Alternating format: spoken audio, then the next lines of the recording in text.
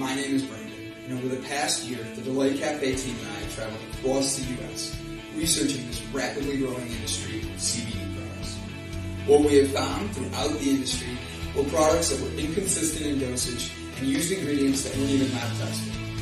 Products with chalky textures, bitter aftertaste, and worst of all, confusion among the CBD consumers. That's why we created Delight Cafe. A 15 milligram, lab-tested, all-natural, water-soluble hemp CBD powder pack. It's odorless, colorless, and tasteless. Add it to your favorite drink of choice, wherever, whenever, on the go.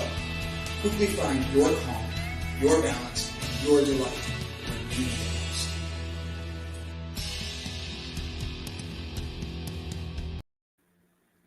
Well, good evening, everybody. It's Thursday. Welcome to the Victor Tango Show. How's everybody doing tonight? I want to say thank you to Brandon Croucher and the Delight Cafe CBD Company for sponsoring the show and giving us this platform to talk about veterans issues. Thanks again, Brandon. If you are somebody like me who struggles and has to deal daily with your mental health, this is a great option for when you are in need of calming your nerves. This does a great job doing that. I recommend at least do your research on it and try it. It's done wonders for me and others that we've had on the show. We know that. I'm really excited about today's show that we have today. I have my good friend Patti Robinson on today, and she's going to be talking about her organization, and I can't wait to get her on here. But let me tell you a little bit about her. Patti is a registered nurse by trade, but her love for both veterans and dogs has delivered her to this fantastic opportunity to merge her two passions. Patti's father, Robert Wherritt, experienced the horrors of combat during World War II as a Marine in the Pacific Islands. Her husband served in the U.S. Army and deployed to Germany in support of Operation Enduring Freedom. Patti's son, Alec, recently served in the Marine Corps infantry. Finally, her adopted son, Jimmy, served in the Marine Corps for 12 years, which included 2 deployments and 3 years of service as a drill instructor at MCRD San Diego. Therefore, her military roots run deep. Patti has loved dogs as long as she can remember. In fact, she will often joke that she relates to the dog more than the human. After volunteering in the rescue shelter world, she began to see very specific characteristics and balance in some of the dogs, despite horrific background stories. What changed Patti's life was learning about the service dog world and the incredible relationship that is created between the dog and their handler. Since launching, Project Delta has begun working with first responders and police officers as well, not just veterans. Everybody say hello to Patti Robinson. Hello. Hi, Patti. Hello. How are we doing today? We're doing good. Thank you. Good. So, Patti, why don't we start a little bit and you tell us a little bit about your background, and then we'll go from there. Well, like I said, I've been a nurse now since 1986. It's my bill-paying job. You can see I decided to do the podcast from work because going home will create extreme chaos as I have 5 dogs in the house. So I thought, let's just do this where it's quiet. Yes, I have a very strong, I never served personally myself, but my roots with the military go back to my father and currently with my husband and children. I found that as a wife and a mother, you support your military people, but you also get to know an enormous amount of people that serve with them. So I got very involved when Jimmy was a drill instructor at MCRD. And at that time, Facebook came to fruition and we had a lot of group pages for those that were going through the recruit process, going to their post-Marine boot camp, to their military occupational specialties, to deployments, to transitioning back. During that time, I probably easily navigated between 5,000 and 7,000 families, a lot of them local, but all around the country. As their recruits turned to Marines, to deployments, and so on and so forth, I began to notice, even with Len, that there were holes in the transition as they were either coming back from a deployment they were exiting out of the military, or even active duty coming out of deployments. I started to see transitional holes. I saw issues with them trying to reintegrate back into society as a civilian, and I couldn't really put my finger on it. I'm not a mental health expert. I'm beginning to have tremendous understanding for why there are issues with mental health in the military. Not actually understanding in great detail why there's a lot of issues. When that happened, I was simultaneously working with the rescue and the shelter world of animals. It was a way for me to decompress with being a full-time mom, working in the medical field, having, all of this military stuff going around. And it was a really good place to decompress and just kind of engage with dogs. And because that is a tremendous love of mine. And I started to recognize that these animals, that there were some that were very special, despite their background.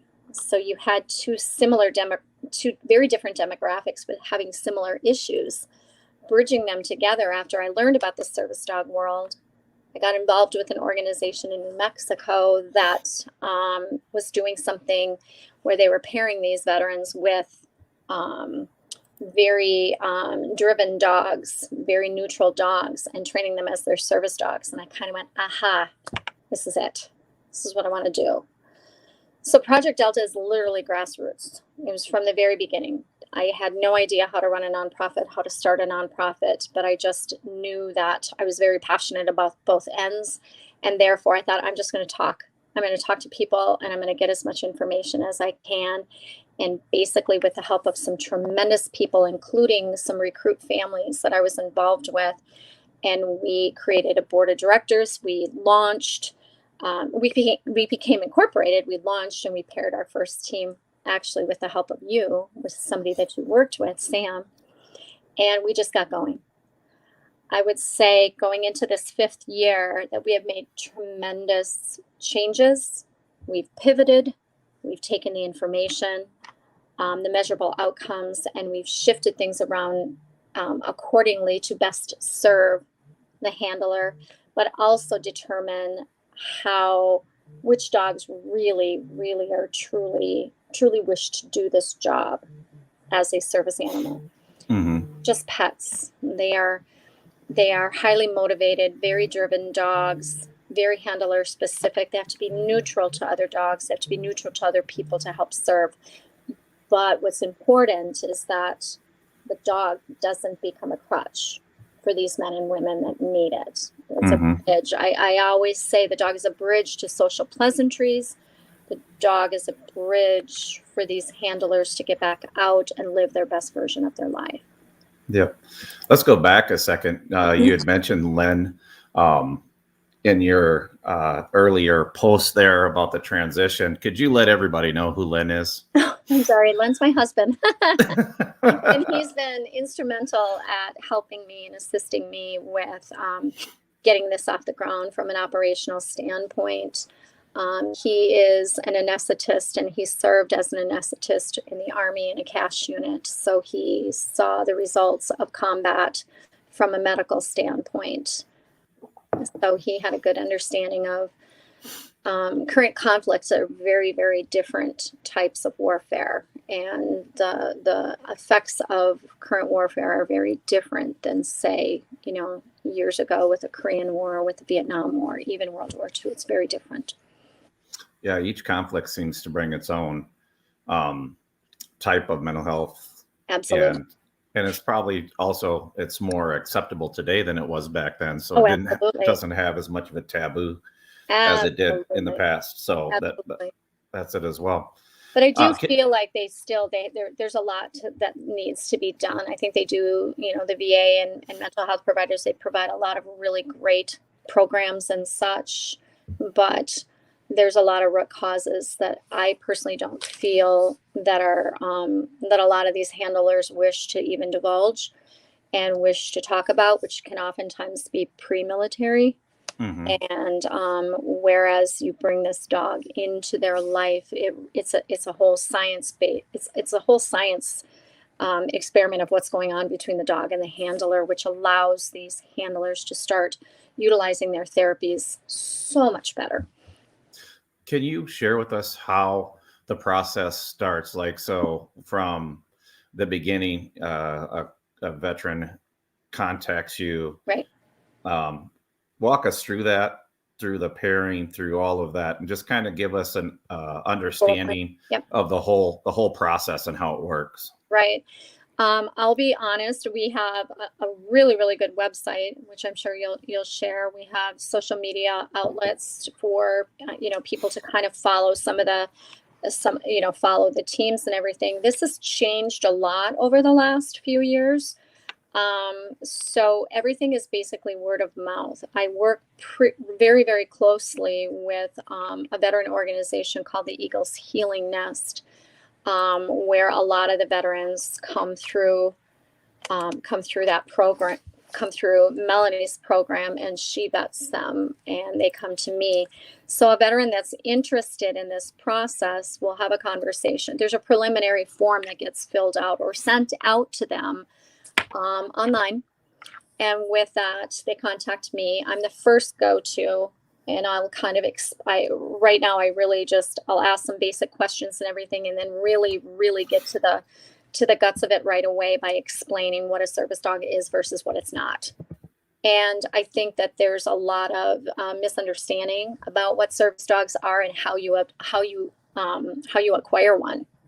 We're a little bit different in the fact that we train our dogs or our potential dogs with the veteran together. We don't have people out there puppy raising and training them and then placing them. So by explaining what a pet, emotional support animal, therapy dog, service dog is right off the bat, and then asking them, how do you see a dog assisting you in your life and why? What's your understanding of your mental health and how do you feel and who thinks this dog would benefit you? Because it's a lot of work, and why it sounds fabulous and wonderful, and in the end it's a lot of work. From there, there's a bunch of paperwork that needs to be filled out between mental health providers, family support, friends support, the handler themselves. And all that information comes together, and the trainers and I will meet and discuss to get an idea of what type of dog this person would benefit from. Then we have that handler start coming to the facility and coming and meeting teams and actually observing how the training goes. Having them work with dogs to get an idea, what is the handler's experience handling dogs? Some people come into it where they've had dogs all their life, or they've had hunting dogs, or we have a particular team where he had a canine, he was a police officer. So there's a whole range of skill. So it's nice prior to any pairing having an idea of how they work with dogs and what are their physical needs going to be in addition to their mental health needs. It gives us a better prospect of, we're going to need a dog like A, or we're going to need a dog like B that's going to work best with this handler. Mm-hmm. It's kind of about it's about a 3-month process. Call it a probationary process. I need to know that handler is going to show up at these training sessions, even though they don't have a dog. Are they committed? Right. And that gives you a general idea of if you're willing to start coming to training without a dog. I know the commitment level. Mm-hmm. And from there, then we start placing the handler and the dog together, and they become fosters. It gives the handler and the dog a chance to work together. It minimizes failure because you can determine, yes, this is a good fit. Or, you know what, this is too much dog for this handler. Or there's a range of reasons of why it may not work. Yeah. And then once that occurs and it's a go, that handler takes the full responsibility of the dog because I've already medically cleared the dog. We already know it's a good fit. They take on that responsibility of caring for the dog 100%. And then training begins, service dog and training. So once I've filled out my paperwork and I've been approved for the program, and now we've paired me with an animal or a dog. Where it got to that step. Now it goes to the fostering point. How long does it take for the actual training to be successful at being a service team? What's the timeline on that? So we don't have a specific timeline. We try to get everything done within a year. That's really it really becomes on the veteran or the first responder. The reality is if they're consistent, they're committed, the dog's going to learn, they're going to work together, things are going to move along. I've had teams, and it also depends on the physical disabilities. Is there a traumatic brain injury involved? That can take a little longer just by processing and stuff. So it's really tailored to that team and the needs of that team. But the skin in the game is the veteran, is the handler, because if you don't put the work into it away from a trainer, the dog's not gonna make progress. And I always tell the handlers, the dogs don't lie. Right. So you can log, I've done this, and this, I've done this, I do this, we work on this, we work on that. But in all actuality, in all reality, when you come to training, the dog's not going to lie. Right. The dog's going to perform at the level of training you've given it. Absolutely. And then they go, oh, yeah, well, I guess I haven't been doing that so much. And I'm just like, dogs don't lie. Yeah, dogs don't. They don't. No, they want to please. They want to do what they're there for. And they're going to do what they're trained to do. They really are. So basically, our trainers are training the handlers how to work with their dog. Yep. Does that make sense? That makes sense. Okay. And that's awesome. Yeah, it's cool. So tell me, currently, what are your biggest challenges with Project Delta? Because we all know that running an organization, it's not stress-free and it doesn't come with challenges. So what would you say your biggest challenges are today? My biggest challenges right now are fosters. They are people that wish to enter the Project Delta family as a foster for a potential dog, where you're not just giving them a safe home and feeding them. It's working side by side with the trainers as well to do a lot of preliminary work. And I want you to think Can Do Canines. They do a beautiful job of puppy raising, and they have amazing fosters that do a ton of the preliminary work to get these dogs really snapping and cracking and a lot of the basic foundational skills in place. That is our challenge, especially because as this is starting to grow, we're starting to bring in people that have some physical disabilities, and we're finding that some of these younger dogs, these younger 6-7 month old dogs, even younger, we like to get that foundational stuff out of the way and then place. It really is our biggest challenge is getting a foster come in and go that is excited about, oh my gosh, I wanna teach this dog to do this. I want to be able to bring this dog here and there. And so that's the challenge, because it's a lot to ask a foster to do that. And so I would say number one, that's our biggest challenge, is getting really, really good, committed, driven fosters. Not going to lie, the reality is money's always a thing. You can't do this without money. Right. Money's a very big deal. And COVID was tough. COVID was really, really tough. But we're starting to move forward with that. And we're starting to kind of get out of that slump a little bit. So money's always an issue. And then those are really two of the real biggest ones. I'm always looking for people that are really savvy with technology, that can kind of jump into my mind and do things for me. jump into my mind. Jump into my mind and create content. Mm-hmm. So it frees up some other time for you to do other things. Exactly. Frees me up to be able to get out and speak to people and speak to, corporations and stuff to get those big dollar donations. Yeah. So,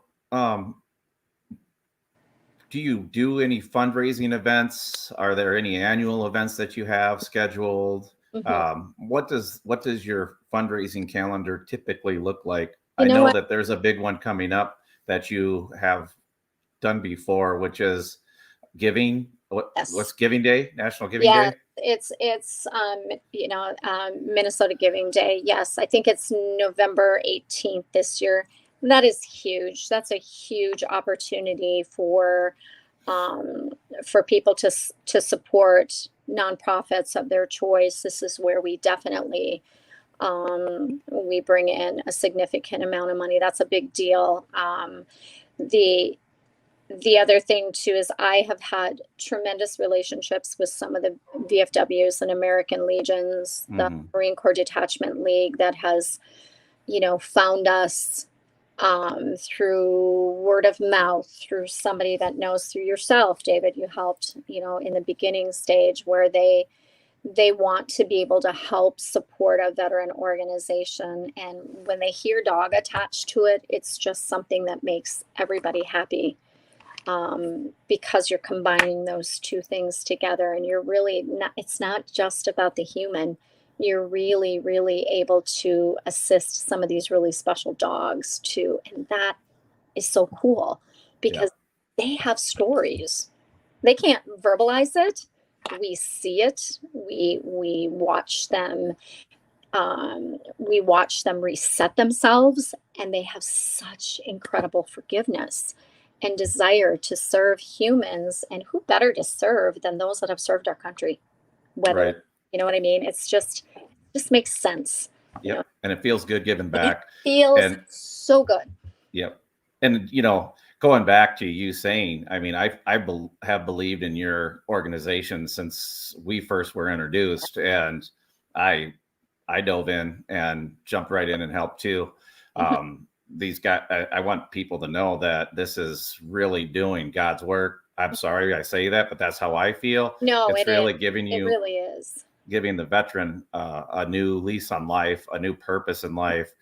And if you ever are able to see something like that and how it changes the veteran's life from where they are, where they're stuck and depressed and all of that. And now they're going out and they're going to parks with their dog. They're going to stores with their dog. They're able to. They go to their mental health. They go to their health appointments. Once they're read, and just walking into a VA or something like that, where it was like they were amping up. And I want to share a little bit about there's science behind this too. It's not just, it's a great dog and emotional comfort is not a task for a service dog. It's just a benefit. Right. It's just a benefit. But there's science behind this in the sense that we have chemicals that are produced when we're anxious. Cortisol spews out most of the time in the morning. Most handlers that suffer from anxiety and panic and depression and stuff, their chemicals are off the charts in the morning, and that's cortisol. Dogs smell cortisol and they react to it, and we task the dogs by the smell of that cortisol to the point where we task the dog to alert, it's time to take your medications. They know how to do that. So they smell it, they engage. It depends on the handler as to the various tests that the trainers provide, but it's okay, it's time to take medications. It's time to do this. It's time to do that. They provide, let's get out and go walk. That's one of the biggest things that these handlers would do. They take their medications, they get out and they start walking and they burn up that cortisol, or they sit with their dog and they just literally will pet their dog and make eye contact. Well, then oxytocin starts spilling out. Cortisol starts dropping. All the natural chemicals start kicking in. and the human, the handler, begins to process and reason.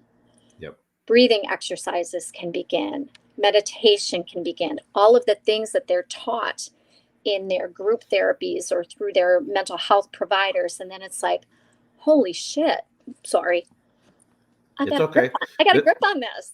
This is a veteran talk show, so I'm sure we've all heard that type of language before. But it's and if not, use it occasionally. I use a lot, being really, really good, and I'm controlling it. Yeah. But it's science. It really, really is. And the veterans will say, the handlers say that all the time. It's like, you're right, Patti. I do these things, and I literally calm my ship down. Mm. And I'm like, hello. Hello. So here's a question for my buddy, Brian. Brian is one of my Marine brothers that I served with Hi, Brian. Overseas. And he wants to know, how does one become involved and to do what you do, Patti? How does one get involved to do what I do? As in to start a nonprofit doing this, or to get involved with Project Delta? I'm going to say to get involved with Project Delta first, and then maybe you could talk a little bit about the other one after that. Oh, oh wait, I'll wait till you go to the next one. Yeah, go ahead and ask her how to become involved with Project Delta. I will happily offer my my email, my phone number, and I really like to talk to people personally. I'm not a service dog trainer. I've learned a ton, but one of the things I love most about doing this is I do my very best to be boots on the ground as much as possible. I would say that I'm at training sessions once, if not twice a week. I will go out in public with the trainers. I actually become distraction for the dogs and the handlers to help navigate things. I really think it's crucial to watch and to see it all. And so that's why if somebody wants to get involved, I take that on. I have those conversations versus fielding it off to somebody else, because I think that I think it's best to just talk with me. So I'll offer my number, my email address, and we can get together and we can chat in person. And I always encourage people to come to the facility and watch, to be able to watch actual training sessions, because it's really a hoot. Yeah.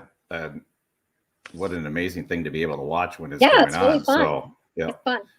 What is your email address so I can put it on here for the folks to see? Okay. Is it still Patti at Project Delta? Yep, Patti at project-delta.org.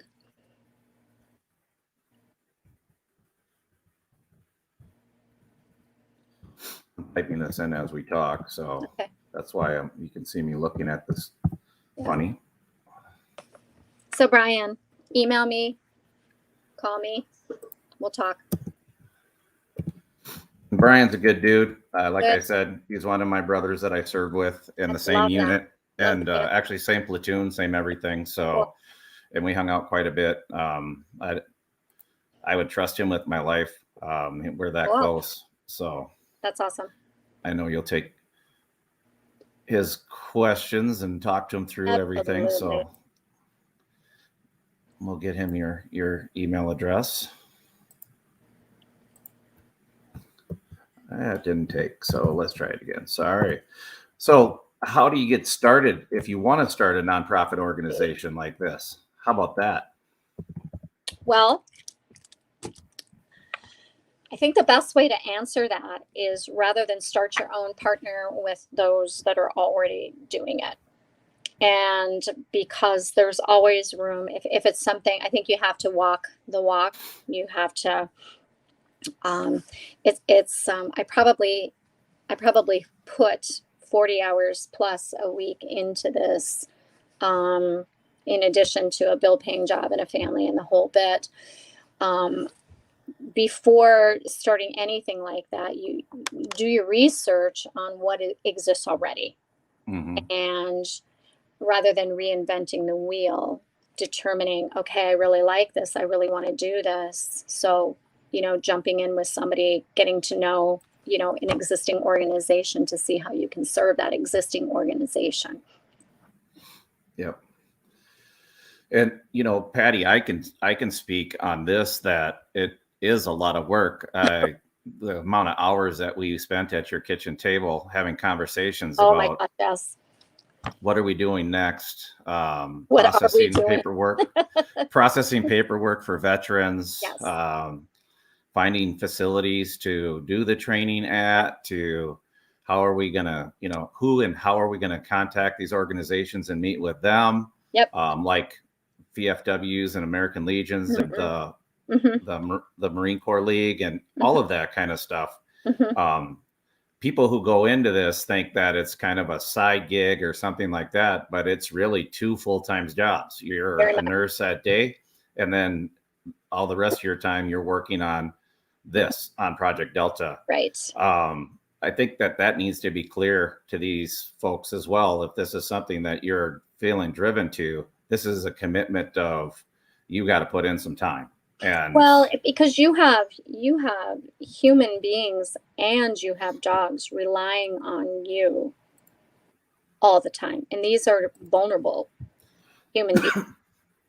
Very, very vulnerable. We get them to not be vulnerable. You know what I mean? Mm-hmm. But it really is something that it's not your average. It's not your average population. No, it's not. We are never considered average by any stretch of the imagination. No, but let me be clear. I don't think there's a handler that I and the trainers deal with that wouldn't absolutely do anything for me at any time. So they're not just somebody going through the program to me. They're my people. Yep. And they become your family. Oh my gosh, yes. Yep. Oh my gosh, yes. And that's, and that's the thing. You genuinely look after these veterans or first responders as if you're responsible for their current training and making sure that they get through everything and they're getting things done, and you hold them accountable. And that's a big piece. Yep. And they don't always like that.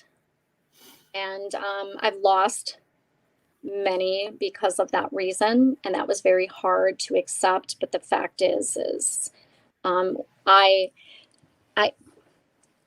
despite the fact that we're serving human beings, I have to look at the dogs sometimes as more of a priority because they don't actually have a voice. So I owe it to the rescues, I owe it to the shelters, I owe it to the people that would donate this dog to ensure the efficacy of the dog, the safety of the dog, and that the dog is being cared for appropriately.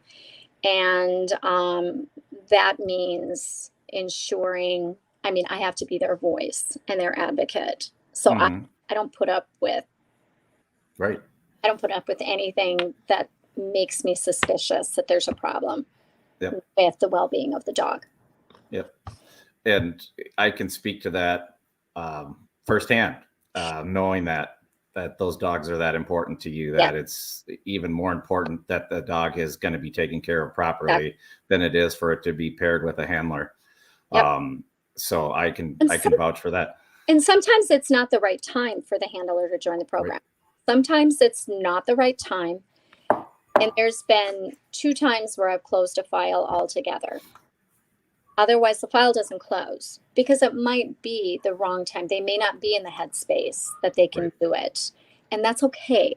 And they might actually learn that that's why I've added that probationary phase. So that, you know what, I can do this, or you know what, this isn't the right time. And I'm cool with that. Yep. I'm cool with and that. That's important for it to be the right time. Exactly. I have another question for you. Are there certain dog breeds that you prefer over others? That is probably one of the number 1 questions I'm asked about the dogs. No, I'm not. As you know, Tom, I've paired full pure Staffordshire pit bulls to mutts to golden retrievers to lab mixes to shepherd mixes. Not gonna lie, there's definitely a propensity towards certain breeds that have the drive and desire to serve more so than others, and that's your labs and your retrievers and your Shepherds even, they just have that drive. And what I mean by drive is they're motivated by food, or they're motivated by a toy. They're motivated by both. They want to fulfill a responsibility with payday being food, if that makes sense. Food and love. Food and love. Food and love. Yep. So there's, like I said, I've gotten rid of, I've exited shepherds that are just, and they just don't want to do it. And I've done, you know what I mean? And I've kept on a pit bull that wants to do it. It just depends. It's all dog specific. Yeah. All the people who watch this, we had Tom McKenna on a couple, 3 weeks ago or so. And so, he went through the program. Yep. So, Tom and I know each other pretty well. And I had a moment where I had to ask him about how the dog was doing, because he is such a lovable pit bull. And so and he's doing great. He's doing great. They're both doing great. Yeah. So, so let's talk about, how do you get your dogs? Where do you get your dogs from? Are there specific organizations that you work through? What does that look like that these people should understand? I have a few particular rescues that have been, I work really closely with Forever Home Rescue. Tanya Richter is the executive director and owner of that, and she has been absolutely fantastic. She knows exactly what it is that we're looking for and what we need. I've worked with Pet Haven. I've worked with Midwest Animal Rescue. I've had a shelter up in Detroit Lakes. Act 5. I've had some dogs that were donated. We've found some dogs. We've had people contact us and say, hey, there's these dogs that are sitting out in this backyard chained up, and we've managed to convince the owners to let us take them because they're not being cared for. Leech Lake Legacy, we've gotten dogs from up on the reservation. We've gotten dogs from Pine Ridge Indian Reservation that come through and are funneled through the rescues. So it really, there's probably 250 rescues. So we kind of look at the here and the now of what's in the rescues based on the veterans' needs. Right now we have a doofy puppy that's about 17 weeks old at Forever Home. That's that we're working with and with the foster, and that'll be probably pairing with a veteran that is living at the Eagles Healing Nest here soon. How far have you gone? Which is the furthest distance you've gone to get your hands on a dog and bring him to a safe foster? That's usually the rescues or the shelters that do it. Yep. So but how far have you? Me personally? Yes. Leech Lake. Okay. Leech Lake has gone up there to get dogs. Oh gosh, and it was in January. It was freaking 30 below. It was snowing. It was so cold, and yeah, we grabbed a dog up there. Sure did. Yep.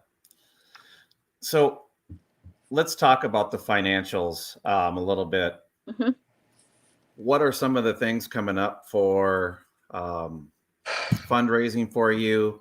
How could we get involved? How can we help? What do you think of that? Give to the max. Give to the max is huge. People that have their Benevity, if their own Benevity is a way that we get donations through their work. A lot of times employers will match. Give to the Max, which is November 18th, is our final one for the year. Mm-hmm. That's going to be the big one. People can donate online. They can donate on the website in representing somebody that they've lost in the military or a first responder. So right now that's our big one, is getting ready for Give to the Max.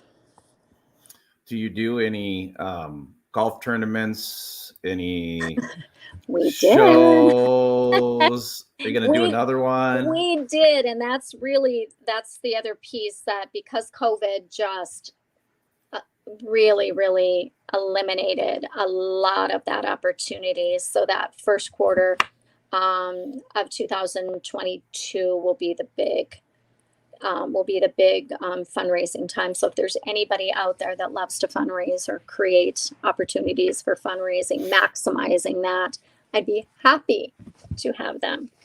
So there's a volunteer opportunity. Yes. She said that she would like to have somebody who can help. Someone that can take that on for me. I will give you everything you need to sell it. That's a biggie. So I just got the question, and it says, I have to ask, have you paired someone with a Chihuahua? No, let me be clear. Any dog can actually serve.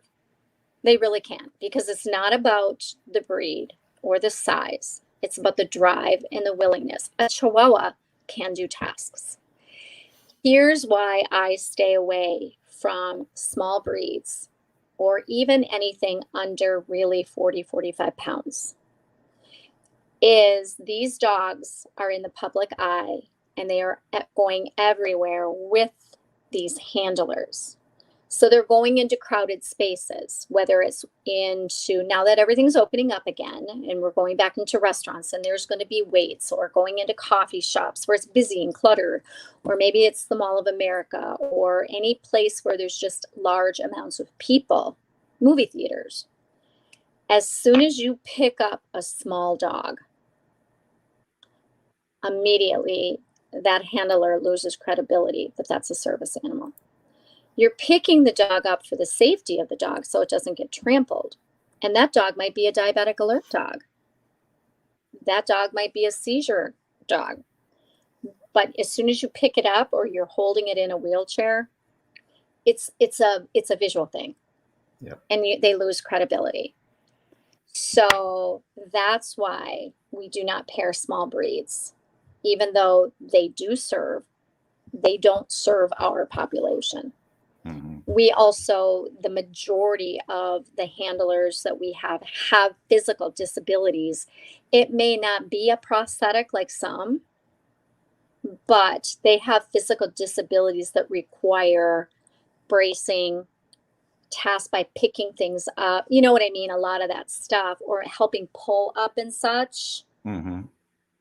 That you need a stronger, bigger dog, because there is, you have to ethically look at the size of the dog to assist the size of the human being. Mm-hmm. Does that make sense? Yep. Yeah.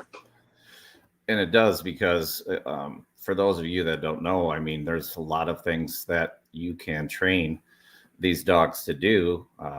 For emotional support and stuff like that, to sensing that you're having nightmares and coming up to you and laying next to you or laying across you to calm you, Sure. to letting you know that you need to take your meds, which we talked about. I mean, there's just so much that can be done to assist the veteran with these animals. Yep. You need to have something like that.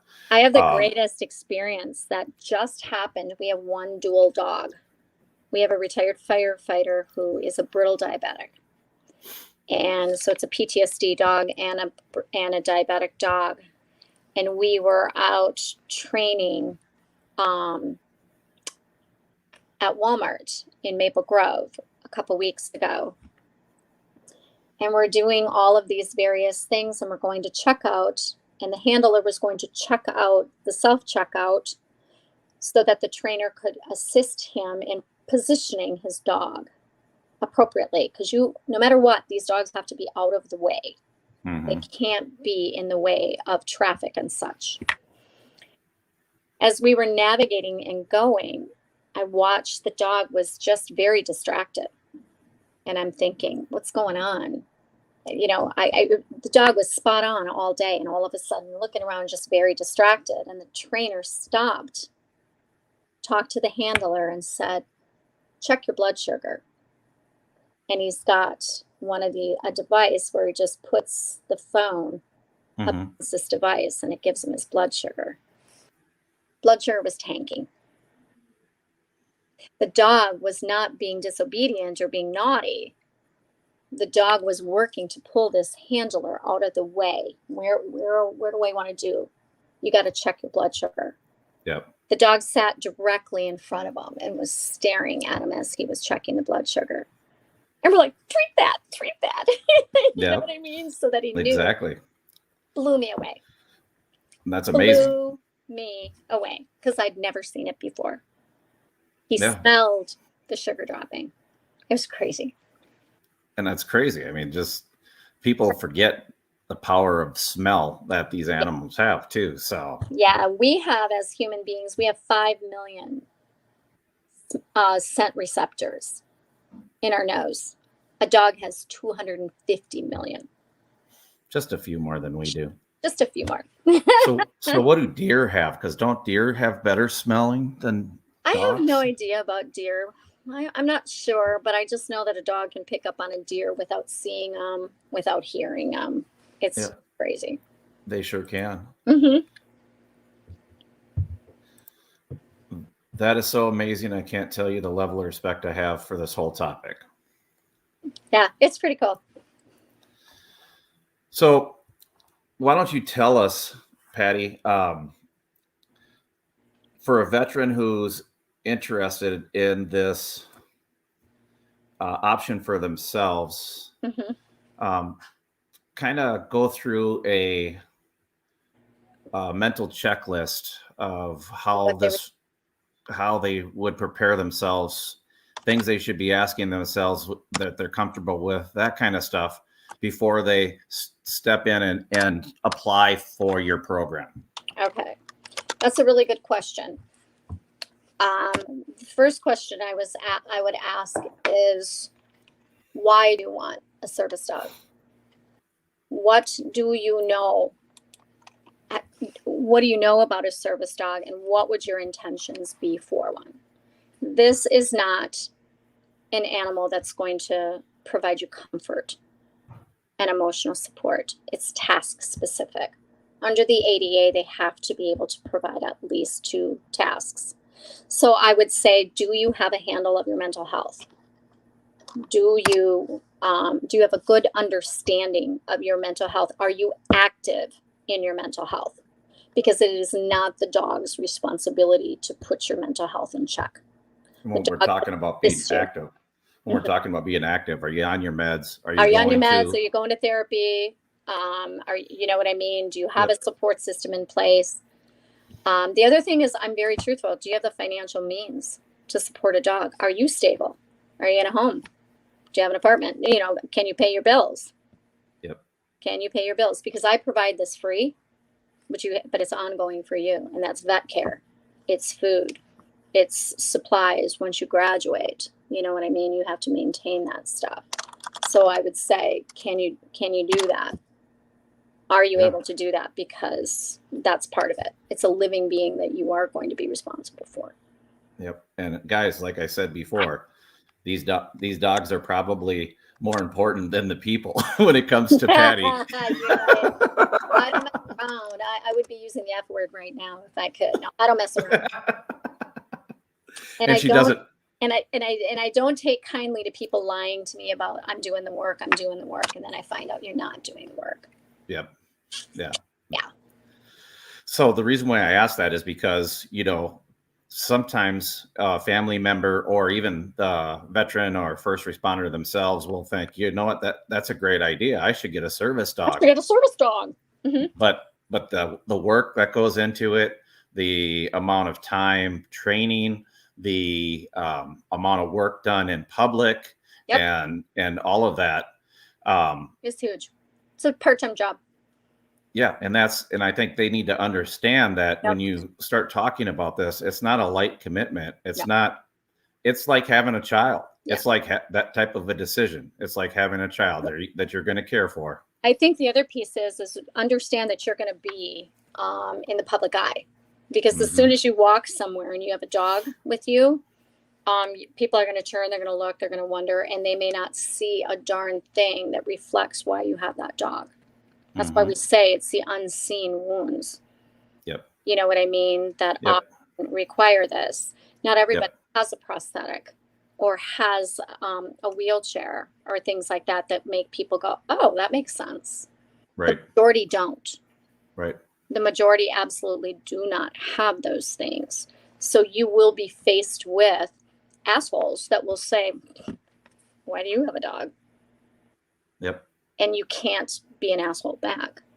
Right. You are a representative of the service dog world. You're wearing my patch and you're going to educate people. And I will always teach that if you have any type of interaction that's less than pleasant or respectful, you exit it, you get their information, especially if it's a restaurant or something like that. You get a manager's information, so on and so forth. You get that information, you're going to hand them a card, and then I'm going to handle that. Mm-hmm. I've gone to court over these dogs. And here's the thing, too, is, you know, the one thing that people need to understand about a service dog, too, is that dog's working when it has the vest on. Mm-hmm. And it's not a pettable dog. It's and these people, they'll come up and they'll start trying to pet your dog and that kind of stuff.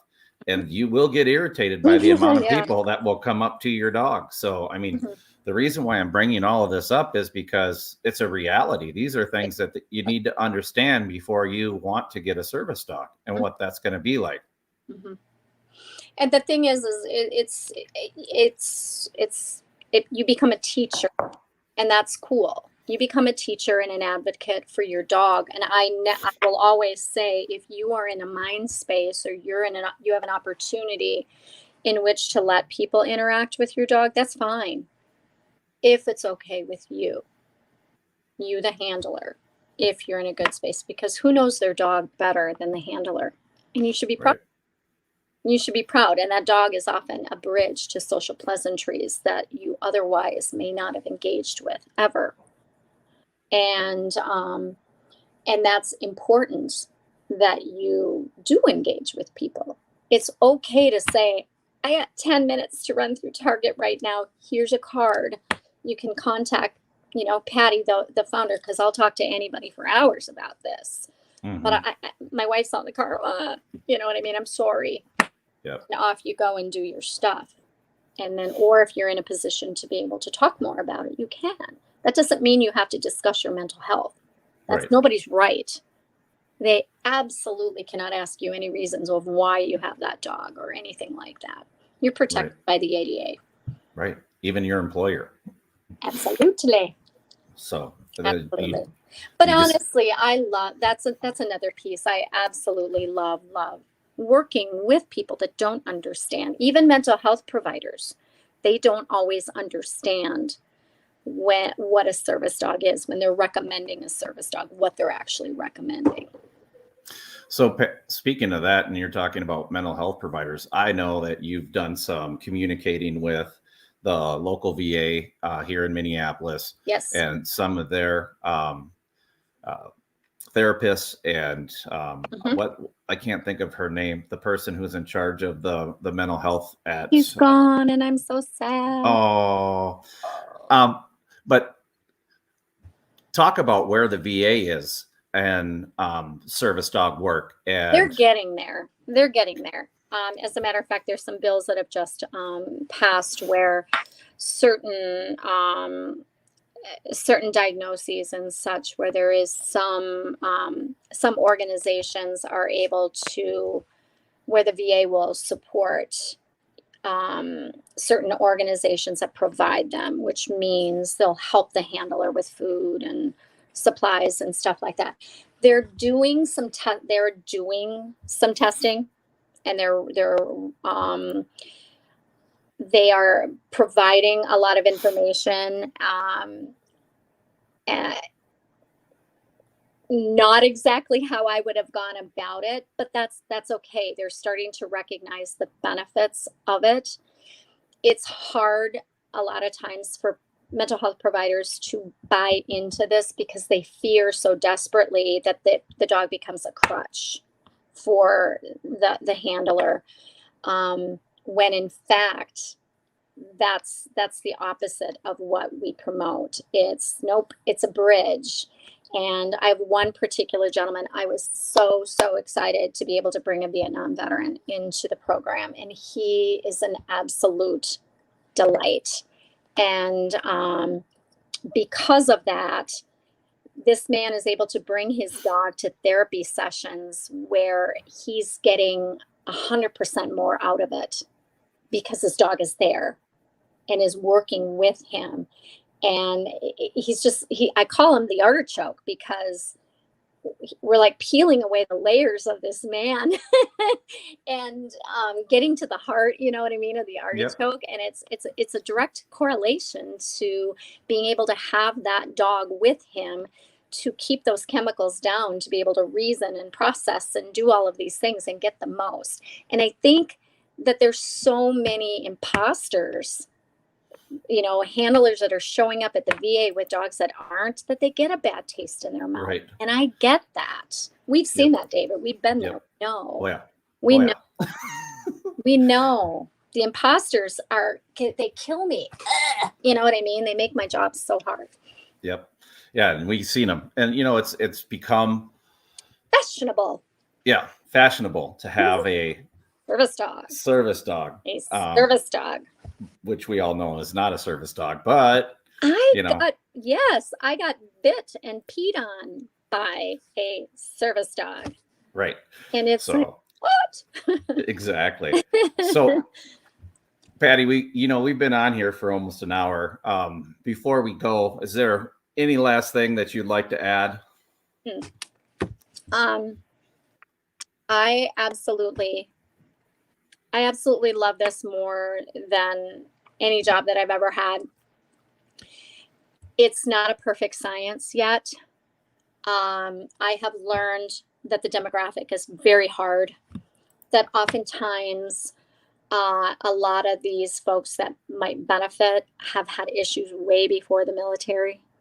It's sifting through all of that. It's trusting the process and knowing that when the day is done, the process will work out. I am not a numbers person, meaning I don't look to put through 40 teams per year or anything like that. My goal is if I have affected and improved the life of one, I mean, I certainly want more than that, and we have more than that, but it's not about numbers. Because if you're pushing through 40, 50, 60 teams a year, you're not doing your due diligence. So if people say, well, how many teams have you put through? It's really not so much about how many teams you put through. It's the success of the teams that did, where they were when they started and where they are now. Right. And not everybody can do that. And I still stand behind training them together, because the dog knows the handler knows the dog, and they basically waltz it through. They become a waltzing partner. Yep.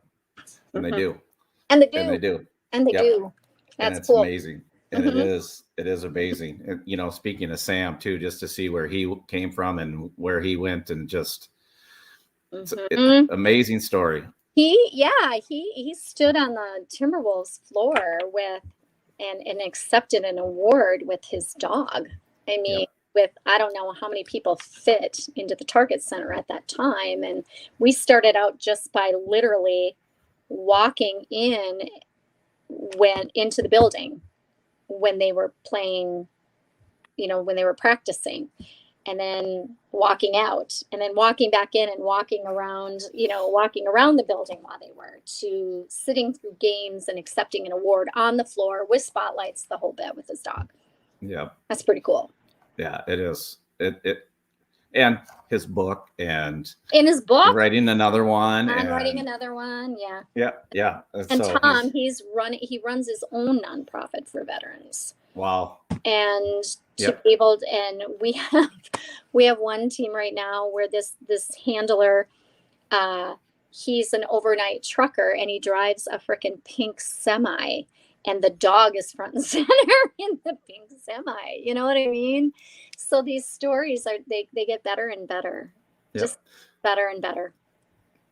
Well, Patti, I want to thank you for coming on, and I know you had to stay at work to accommodate this evening, but we appreciate it, and we'd love to have you on again to please. talk about how things are going. Yes. But I do want to thank you for your time, and thank you for all that you do. And thank you. It was a pleasure, David. Yep. I miss seeing you. I miss seeing you too. Maybe someday we can connect both our busy worlds and get together at some point. Let's go find some big donor. There we go. Hey, we should work on that. That's a good idea. Please. That's a great idea. Well, thank you for being here. And I want to say thank you again to Brandon Croucher and the Delight CBD company I might try to do that. To sponsor the show. And please, if you're interested in learning more about their product, please just Google their product, Delight. And they can talk about the product, and it gives you an option on how you can actually order the product.